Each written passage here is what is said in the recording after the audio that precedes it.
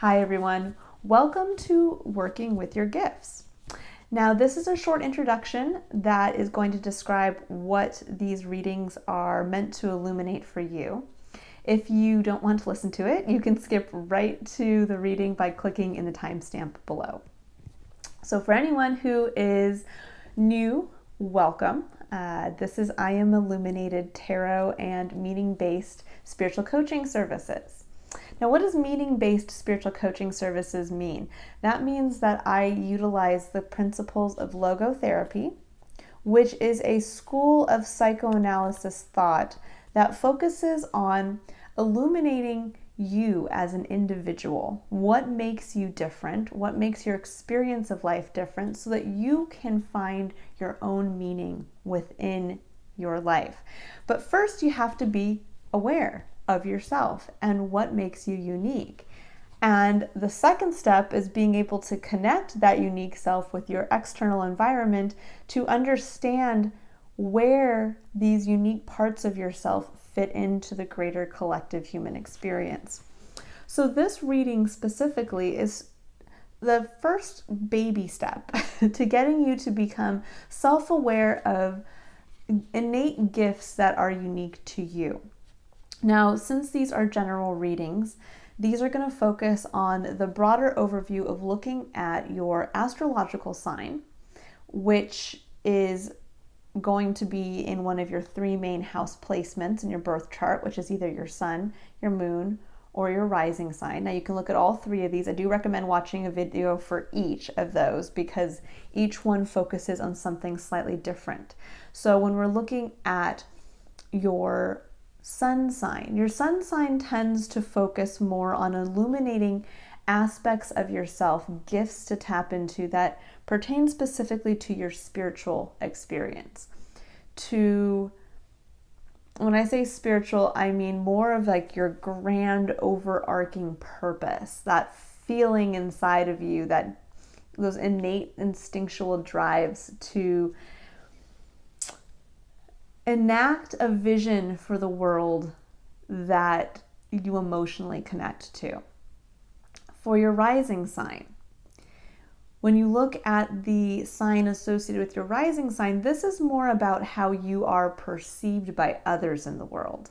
And I've heard some say it's kind of like the role you're meant to play. So if you're looking at this as being an actor in a play, this is where you get to step onto stage and how others view you in your role. And this is an important aspect because oftentimes we're so focused on our sun sign placements that we don't realize that there's an element of how others see us, and that the sign placement that is associated with our rising sign has to do more with our physical experience of life, how others perceive us in our physical world, and how we in turn actually act and interact on a physical level with our experience. And then we have our moon sign placements. Now, moon sign placements I feel are incredibly important to be aware of because this is where we tie directly into our emotional core. It's where we actually also act kind of from a place of our instinct. It's where we act from a subconscious place. So this can be important because in understanding the unique gifts and the unique attributes to the sign that is in your moon placement, you can gain a broader understanding of where you can find emotional fulfillment and perhaps where you're blocking yourself off from emotional fulfillment. So I do find that moon sign placement can be very important. It's also where you can start to see and become aware of where you act instinctually. So when pushed by your external environment, what's your first instinct to act? Your first instinct to emotionally connect with that either event or situation or person. And so it can actually provide a lot of insight into perhaps areas where you need to grow a little bit in an emotional sense. You know, if your first instinct is always to burst into tears or to get extremely angry, that's where we can start to understand, okay, this is why we're emotionally blocked from feelings of happiness and fulfillment, because we are not expressing the gifts that lie within our kind of subconscious instinctual level of reaction, and where we've blocked ourselves off from actually growing this part of ourselves, from evolving from almost more of like a childlike blah throw a tantrum type tendency to really fine-tuning this and utilizing this emotional connection to heighten and really allow for your emotional responses to be impactful both to others and to yourself. So that's kind of an overview of what we're going to be looking at here. What we're going to be diving into in each one of these readings is to take a look at what are the key gifts for the sign. And I look at the gifts for the sign meaning you are born with a specific birth chart, which is unique to you. No other person will have the same birth chart as you. It is your fingerprint that separates you from all others.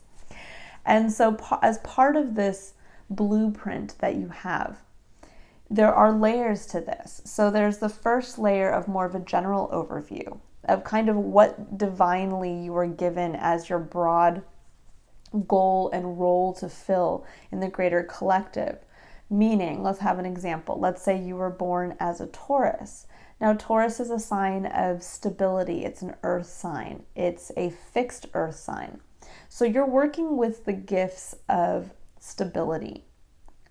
In addition to that, there's working with the gifts of creating structure, working with the gifts of working with your tangible environment.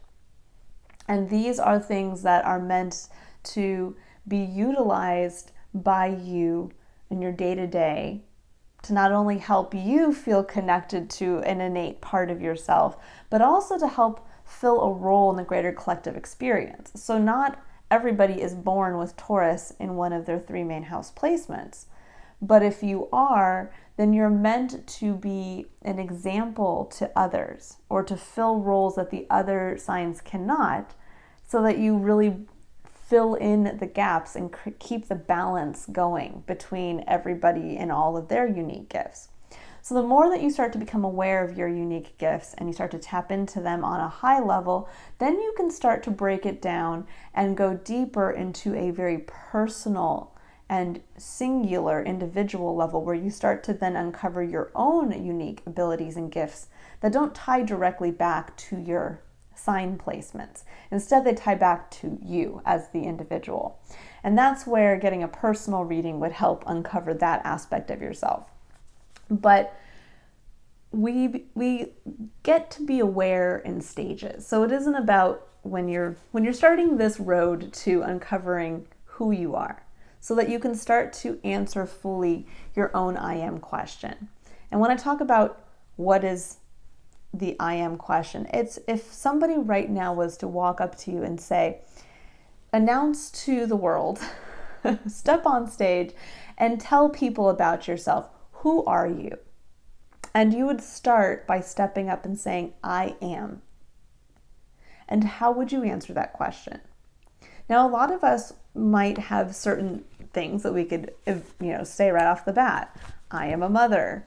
I'm a construction worker. I am fill in the blank.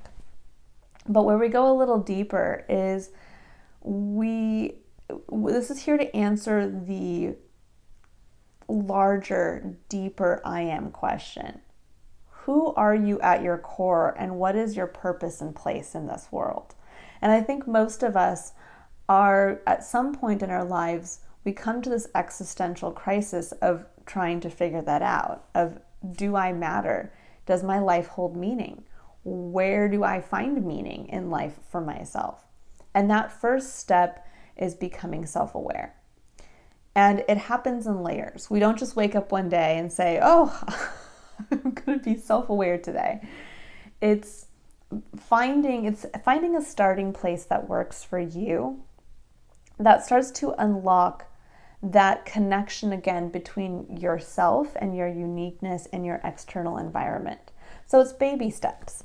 As an example for this would be like you saying, okay, I realize I'm not feeling happy and emotionally fulfilled in my life.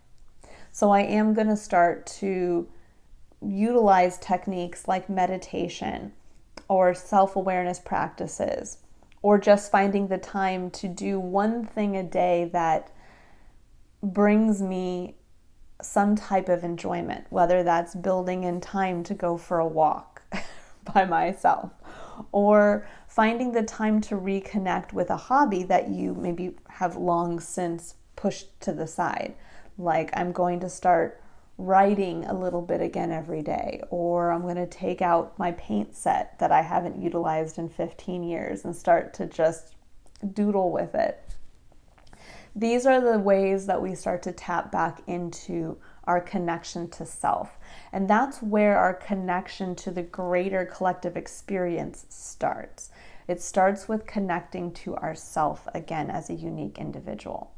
And then from there, once we have a healthy connection to ourself and awareness of self, we can then go out into the external environment and connect that unique self with our external environment so we can start to understand where we fit in. And that's really where then we start the adventure to find meaning for ourselves. So I hope this has been illuminating and informative, and your video will start right now. Thanks, guys. Bye. Hi, all my Geminis, Sun, Moon, and Rising. Welcome to your Working with Your Gifts reading. So to start the reading, we're going to take a look at, as a Gemini, meaning you have Gemini in your Sun, Moon, or Rising placement, what gifts are you uniquely been gifted with kind of as your birthright? So when I talk about starting your journey of personal awareness at a high level and then bringing it down into an intimate level towards getting more and more closer to your unique singular self, starting with taking a look at your astrological signs, especially in your main 3 house placements, really can show you kind of the larger role you're meant to fill in the greater collective experience. So this is your starting place. This is where you get to instinctually tap into a unique set of superpowers that will ultimately help you kind of get a bearing as to where you are meant to fit in to the greater collective, but also then that will help you unlock your own unique abilities, hopes, and dreams that are singular to you. So Gemini, you are a mutable air sign. What does that mean? That means that you are especially adapted to navigate change. You also are an air sign, so you focus on really mastering your ability to work with thoughts. You are an air sign. That's where your realm is, in the realm of thoughts. And in addition to that, you have a unique ability as a Gemini to tap into higher levels of thought and be able to communicate those effectively, because your ruling planet is Mercury, which is a planet of communication. So this is kind of this ability of being able to, as a unique birthright, you're able to tap into this higher plane of thought and then bring that down and communicate that outward to others. And because you are mutable, you generally are a flexible sign that can work well in changing environments, which not all signs can do. Some signs are fixed signs, like the reading I just did for Taurus, where they are slow and steady and can't quickly and as adeptly deal with change as you can, Gemini. So you're meant to be kind of the one that jumps into a situation of change and is able to speak to everybody and get everybody's perspective, and then be able to communicate this well out into your environment. Now, there is a dark side to every sign, to every superpower. There is, if you think about Superman and his ability to fly.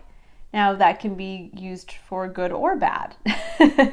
You can be saving people from falling off of cliffs, or you could be flying around and choosing to demolish things with your ability to fly and achieve great speeds, and you can be bursting through people's homes and tearing down buildings. And same thing with having laser vision. You can be able to do something amazing with laser vision, or you could just be starting fires and being destructive. So the negative side to the Gemini experience is that you guys are, your sign is that of the twin. So there's this duality of kind of being a Dr. Jekyll and Mr. Hyde, that on one side you have this ability to tap into this higher level of thought and to communicate from that place, but then there's this other aspect that you could be completely at odds with a version of yourself that you show to others. You might flip and have a kind of a darker side to that. So for the light side, you also have this dark side. So it's to keep awareness of that.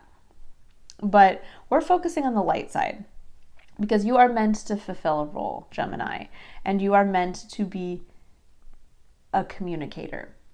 You are meant to be able to talk and utilize your gift of communication to grow and help, I would say not grow, but to help the collective experience as a whole evolve and transcend, and be able to at the same time tap into this higher level of thought, and you're able to communicate that.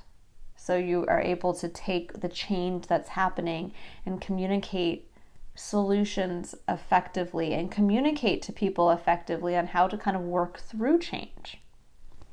So we are going to take a look at, I'm going to pull a spirit animal card to see what the universe is asking you right now to how to utilize this gift. That is way too many cards.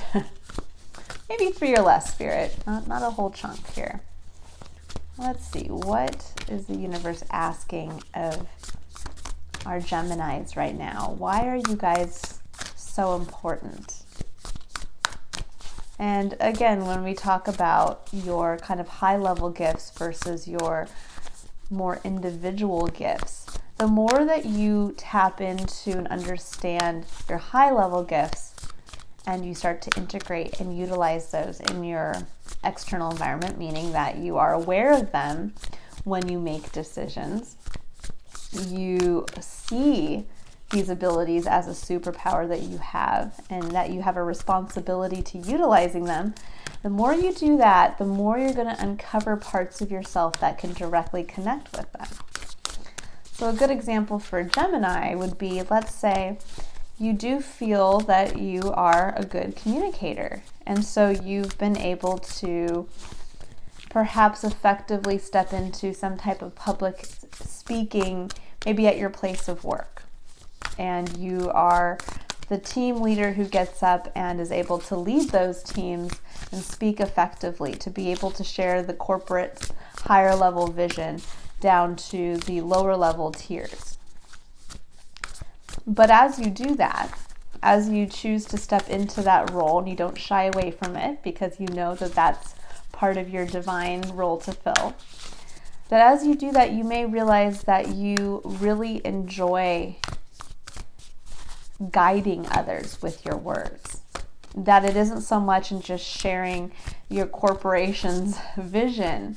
It's that when you are in those meetings specifically and being asked questions by many different people, you enjoy the challenge of being able to find creative ways of answering their questions and applying your corporation's vision in new ways to be able to answer those questions. And as you do that, you start to see that you can use your ability to connect with your thoughts on this higher level to really be a strong problem solver, or to think outside the box. And the more that you tap into that, the more you're able to see where you can utilize that strength in your everyday engagement. All right, so we have a card for you guys. We have Koala Spirit. It says Spirit has a plan, and it's number 35, which breaks down to the number 8, which talks about personal power. So Spirit has a plan. I think this is beautiful, especially for you Geminis, because you have this ability to tap into this higher level of thought directly connected to Spirit. And again, being able to bring that forward. So when I see Spirit has a plan, there is this element of where I see you not bringing forward the message from your corporation, but bringing forward this message from Spirit, of bringing this out and being able to communicate this plan. Now, this doesn't mean, Gemini, that you have to be religious, or that you have to feel that you are an intuitive reader on this level to, meditate and tap into what Spirit has in store for everybody, and to have to be a channeler and go down and communicate. What I'm seeing with this is there's two sides to this. One side is the faith that you should tap in, or that we can all tap into, to understand that there is a greater divine design to everything, and that when we're going through a time of change, which we all are, that it's really important to fall back and rely on that connection to Spirit and that faith that there is a divine plan, to come from a place of an optimistic perspective with regards to change and what's going on. And so what I'm getting here is that you guys are being called up to step into a role of being able to optimistically talk about change, to step into a place where you can start to show others that change is necessary, and that there's always a reason for it. And that is an important message to get across. No matter what industry you're in, or whether this is actually just communicating this in your home environment, no matter where you are, that message is extremely important for people to hear at any given time. That change is necessary. Change is part of our everyday environment. That is why so many of us avoid interacting with our external environment, because change is a constant. But it's not meant to be avoided, it's meant to be embraced, because that's where we get to actually unlock the best parts of ourselves, by directly engaging with that change. And so you're being asked now to step into a place of changing the perspective of what a lot of people are seeing as negative changes. Mostly because people just, at a very base level, we like things to be, we equate consistency with security and safety. So we like things to kind of stay the same. But if everything stayed the same, we would never grow, we would never evolve, we would never be able to unlock more of the beautiful mystery of life. And that's really where you come in, Gemini, is with your ability to tap into this higher vision of thought and this direct connection to Spirit, that you can take this down and be able to find creative ways to express and communicate to people that change can be a beneficial process. And because you are a mutable sign and are adaptable to change, you can actually pull from your own experiences with change to be able to talk and guide others through it, and to show them the necessity for change, to show them the necessity that faith in the optimistic components of change can bring. So I'm going to pull some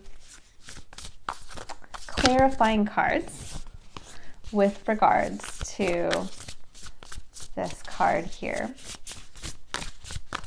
We'll see, we'll dive a little deeper into the specifics of the energy. We might pick up on some specific messages for specific people. Keep in mind, this is a general reading. So if you'd like to get more into detail regarding you specifically and your gifts, that's where you can book a personal one-on-one reading if you'd like to do that. Okay, so we have coming up here 5 of Cups, we have Knight of Wands, and we have 3 of Swords. So this is showing me here that in clarifying, Spirit has a plan. In clarifying, going through change. So when we think of Spirit has a plan, there is this element of divinity to what happens in our environment.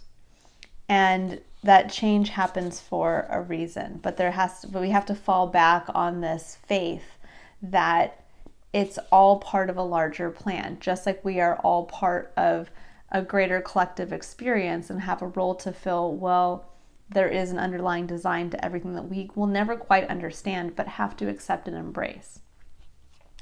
And for me here, what I'm seeing is that there's an element of, for you specifically, Gemini, that you are sitting with some element of regret around change, because the 5 of Cups, the number 5 denotes change in numerology. It can actually be a number associated with chaos, but it can also be a number associated with transcendence to a certain extent and rebuilding. So there is this part here that is showing me that in relationship to change, there is something that you are sitting with from a place of regret. And that I think the lesson in learning to communicate optimistically to others about change is to help you overcome your own negative emotional, I think a lot of you guys are going through this emotional kind of cleansing period of releasing regret about decisions made in the past, about areas where you felt that you failed on an emotional level. And being combined with the Knight of Wands and the 3 of Swords. So the Knight of Wands is an awesome card. This is a card, Gemini, that actually goes very well with your energy. The Knight of Wands is a card that harnesses the energy of Sagittarius, which is the mutable fire sign. So another sign that's very adept at navigating change. And as an example of this energy, this would be the Knight of Wands, which is going out and taking action towards what feels good. Kind of being in a state of constant change, where the Knight of Wands would be somebody who every day gets up and is in a different location, is the one who gets the phone call from their friend and they're like, hey dude, we're going skydiving. And the Knight of Wands is like, that sounds awesome, I'm there. It's that kind of energy. And I think what these two are in direct contrast with each other. One is sitting in a place of emotional stagnation around regret.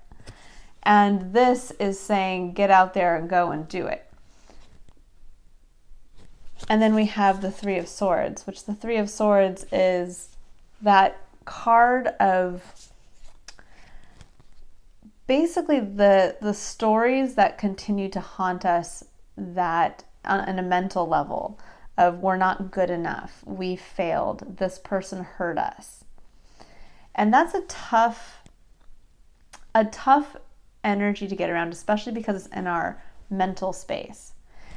That we might want to go out and start to experience life again and to talk about how great change is and jump right into life.